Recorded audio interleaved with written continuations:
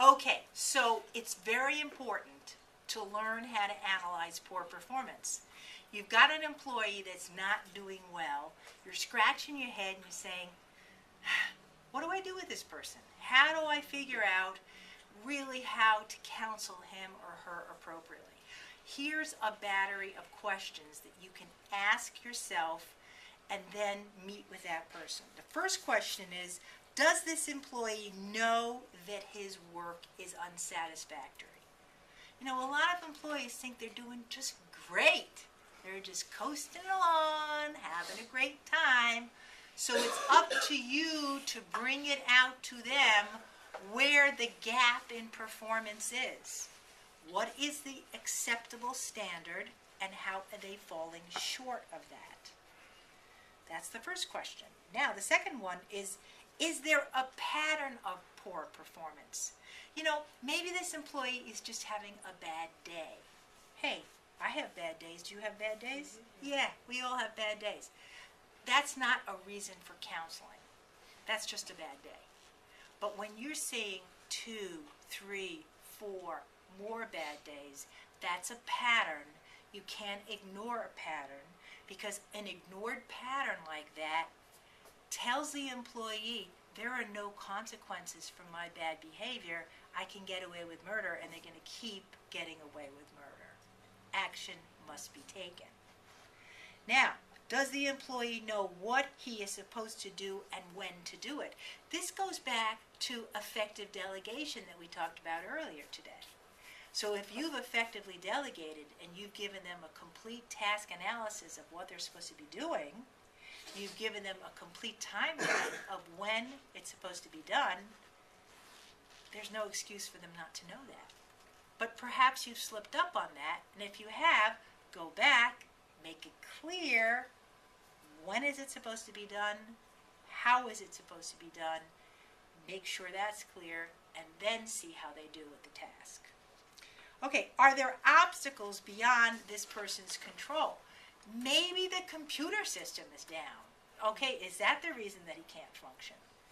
Maybe maybe the office has been moved and maybe all the files are in disarray. Maybe there's some physical reason that this person can't get the job done. But maybe there is none. If there's no physical reason, there are no obstacles of those kinds, then, you know, he or she should be doing it. Now, the fifth question you need to ask yourself is, does he know how to do the job? Maybe in the interview, he said, sure, I know how to do that. Yeah. But in the process of really doing the job, he didn't really know how to do the job. So there again, you may have to backtrack and do coaching or training, whatever is needed to make sure that person can do the job. If he can't do the job, you may have to rotate him out of that job or perhaps begin discipline and maybe, move toward termination if that person's never going to be able to do the job. Now, does he have the needed support? Is this a job where there are team members that are interfacing with that individual?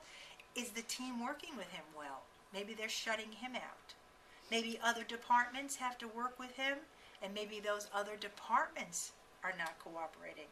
Maybe you've been an absentee manager and haven't been there giving the follow-up that's needed. So these are all things that you have to analyze. You're analyzing all of these things before you sit down with that individual. You're not going in for this counseling meeting, cold. Could he do the job if he wanted to? This question is the big question. And this is where you get into the motivation piece of analyzing poor performance. Is this person really able to do the job if he or she wanted to? And that's where you have to ask yourself, what is self-motivation of this individual? And does he know the consequences of unsatisfactory performance? Is he clear on your disciplinary policy that if the person doesn't do the job, there will be a written warning and what the particular steps are and what termination might result? So this is a way for you to prepare yourself for a counseling session, even if it's an informal counseling, even if it's not going to be a formal documentation yet. You got to get these 8 questions answered in your mind before you sit down with the individual, so then you can ask these questions of him or her and be prepared for that meeting. That's how you analyze poor performance.